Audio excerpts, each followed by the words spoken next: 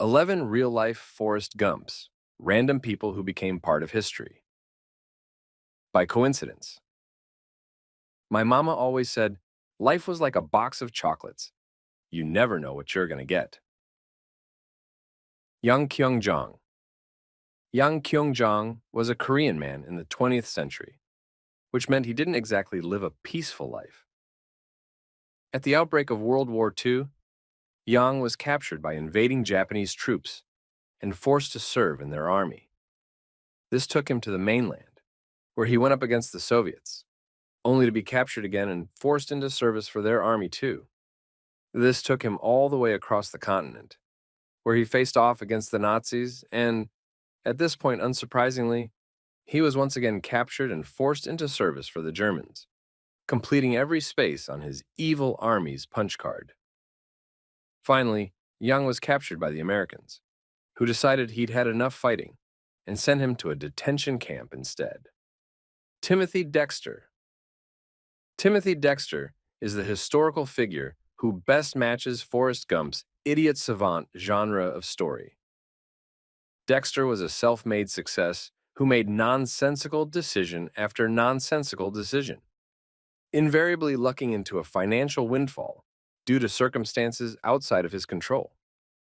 He married rich and sought to multiply his wealth by purchasing mass quantities of the now worthless continental currency, which had been abandoned in the wake of the American Revolution. This insane business plan paid off when it was decided that such currency could be traded in for 1% of its original value, leading to a massive payoff for Dexter that he could not have foreseen. Most of his attempts went thusly.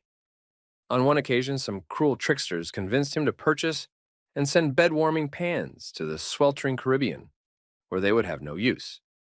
Instead, the warming pans were repurposed as sugar and molasses ladles, and sold like hotcakes. Such was the life of Timothy Dexter.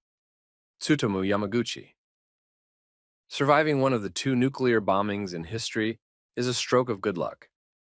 Living through both of them brings the claim of luck into question, however. On the one hand, it's undeniably fortunate to survive 2 nukes. On the other, it's not very lucky to be in both of the targeted cities during the only 2 uses of that deadly weapon. Such was the story of Tsumu Yamaguchi. He was in Hiroshima when the first bomb struck and survived by leaping into a ditch. He returned to his family in Nagasaki, probably thinking he'd had his worst day ever. Somehow, this trooper still went to work the next day, despite feeling ill, and had his life saved from the second bomb by the reinforced stairwell in his office. His family thankfully survived too, and Tsutomu lived to the age of 93. Francisco de Miranda. The 18th century was a ripe time to be a revolutionary. Country-changing campaigns were fought on multiple continents, and several men and women got the chance to earn their spot in their country's heroic stories. Some got more of an opportunity than others. Francisco de Miranda, through sheer circumstance, happened to be around for and fight in 3 major revolutions. He served in both the American and French revolutions on the side of the revolutionaries, before using his training to play an important role in the Venezuelan War of Independence under Simon Bolivar. He ultimately became the dictator of Venezuela before finally being ousted. He was also a prolific writer, whose journal chronicling his exploits ran to 63 volumes. Johnny Cash. Johnny Cash has a legitimate claim at being the most interesting person to ever live. Much of that came down to blind luck, but a fair share was just his own natural swagger. This likely came from a downright tragic childhood, which saw Cash witness his brother's death and have to bury him, a year that also saw Cash begin smoking. Other circumstantial events from his life include just so happening to have Roy Orbison for a neighbor and having his future wife write a song about how bad she wanted him, which she then sold to him. Worst of all was the decimating forest fire Cash started in a California national forest, which he sparked by flicking a cigarette into the woods. This fire destroyed much of the remaining habitat of the endangered California condor. How many musical legends can also claim to have nearly made an entire species extinct to have reported the death of Joseph Stalin, or to have had Muhammad Ali write them a poem. Lyn Buck Compton. The sheer breadth of the career of Lyn Buck Compton is impressive. He started out his working life as a star footballer at UCLA, where he also played baseball with Jackie Robinson. Sports weren't exciting enough for Buck, who enlisted in time for World War II and dropped into France on D-Day as a paratrooper. This was enough to inspire a dramatic depiction of himself on HBO's Band of Brothers. After all of this, Compton settled down to a life of practicing law, leading him to eventually serve as the prosecution in the murder of Robert Kennedy. Step aside, Kevin Bacon. We should all be playing 6 Degrees of Buck Compton. George Robert Twelves. Hughes George. Robert Twelves Hughes lived a life that is equally as interesting as his name. Hughes just sort of happened to be around for a lot of important events early in his life, but by the time he got his feet under him, he was directly influencing the course of American history. Hughes was present for the Boston Massacre and got himself injured in the chaos. He accidentally instigated the famous tar and feathering of John Malcolm when he discovered Malcolm caning a boy and insisted he stop. Hughes then became more active, leading a boat to dump tea into the harbor during the Boston Tea Party. He fought in the Revolutionary War and obviously loved it, because he later tried to sign up for the War of 1812 at the age of 70. Theodore Roosevelt.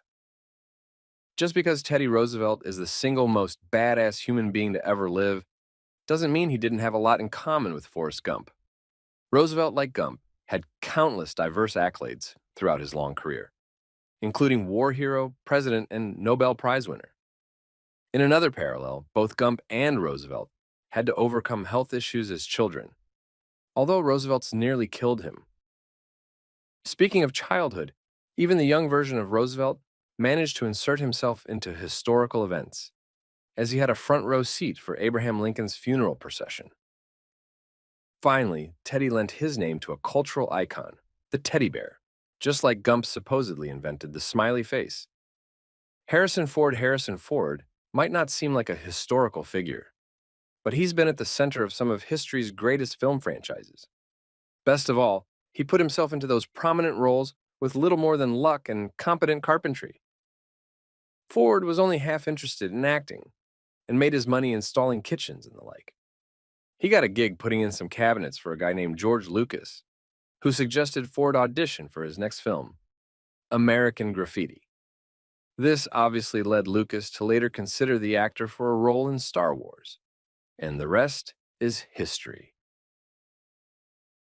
In the interim, Ford got a job enlarging the office of Francis Ford Coppola, who liked him enough to put him in an Oscar-nominated film, The Conversation. Nicholas Lawson.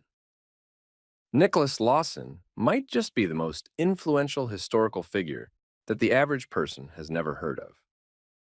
Lawson was born in Norway, but eventually ended up in England. He began a whirlwind career at sea, fighting for the British all over the world, being captured by pirates, and eventually settling in Canada. He later uprooted and moved to a more oceanic setting in Valparaiso, and from there moved to a little-known location called the Galapagos Islands.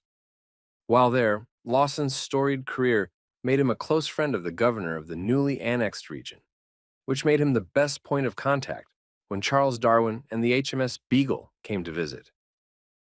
Lawson mentioned to Darwin that the tortoises on each island looked different, which Darwin thought was worth looking into, and no one ever argued about evolution ever again. Wilmer Malin.